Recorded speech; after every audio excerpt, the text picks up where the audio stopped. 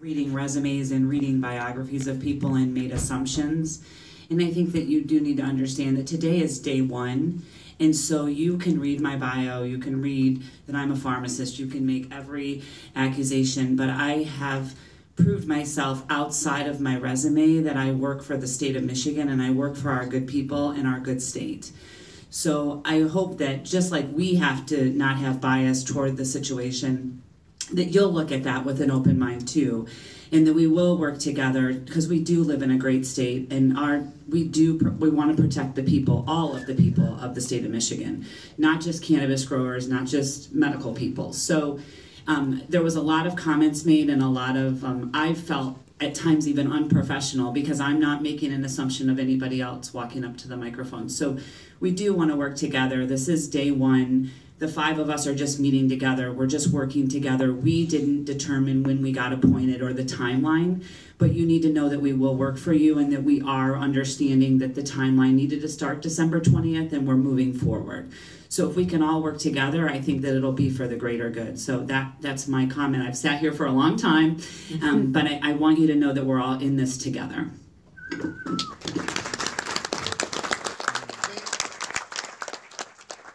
Mr. Chairman, thank you. I just want to kind of dovetail into what was just said. I have no preconceived notions or biases regarding this issue, and I appreciate the level of passion in the room. As the one attorney pointed out, public service is our highest calling, so that's why I'm here. I'm a father, grandfather, and the public safety is very important to me, so I look forward to this process and hearing everything that you guys have to say. Good afternoon, everyone.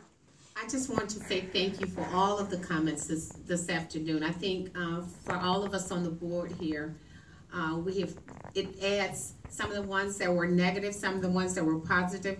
We're taking all of those in, and for me, they were all very, very helpful to have me think about all sides of the issue. So I want to thank you again for allowing us to hear those comments, and of course keep them coming because you always bring up, you're out there in the field working, and you may think of issues that we may not have thought about. So again, I think we would all be appreciative if you continue to provide us with that that dialogue and the issues, identifying issues out there.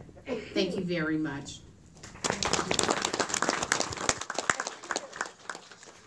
I'm Don Bailey, retired from the state police, and there's been some comments about me. Some of you may know, at least of me.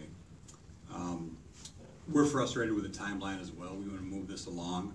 We understand that December 15th is coming very, very quickly. We understand that there will probably be a big crush on December 15th when these applications come in. A couple comments were made about the law enforcement and their involvement in marijuana. And I think it's extremely necessary that they be very involved. In the last month, we've had 2 BHO lab explosions. They've all been in the paper. 2, that's it. You may not have seen them. One of them have 2 children that remain, one of them out of state, in a critical care burn unit because he was in the room when the BHO explosion occurred. That's the type of thing that's going on. That's the type of thing that we have to guard against. Those in the southwest corner of the state may have read or seen that there were 2 young men killed yesterday in a marijuana deal that went bad down in Knoxville, Tennessee. They were selling high-grade marijuana from Michigan in Tennessee. It went terribly wrong. 3 people shot, 2 Michigan young men were killed. It is a law enforcement issue. We do have to keep that front and center. There's a lot of diversion. Other states that have legal marijuana, recreational and medical, there's a lot of diversion that goes on to other states. That's happening in Michigan. Michigan is a source state for many states in the Midwest. 2 weeks ago, 2 pounds of wax was interdicted going to Colorado. And we're going to find out where that came from. We don't know What about the heroin? I don't know, I'm retired. What so about all the involved meth? in that. What about? 2 pounds of butter was going to Colorado from Michigan. That's a problem for us, and it's gonna be a Butter or problem going wax? forward. They're different. Right now, none of the extracts are legal. None of the dispensaries are legal under state law. It's black and white.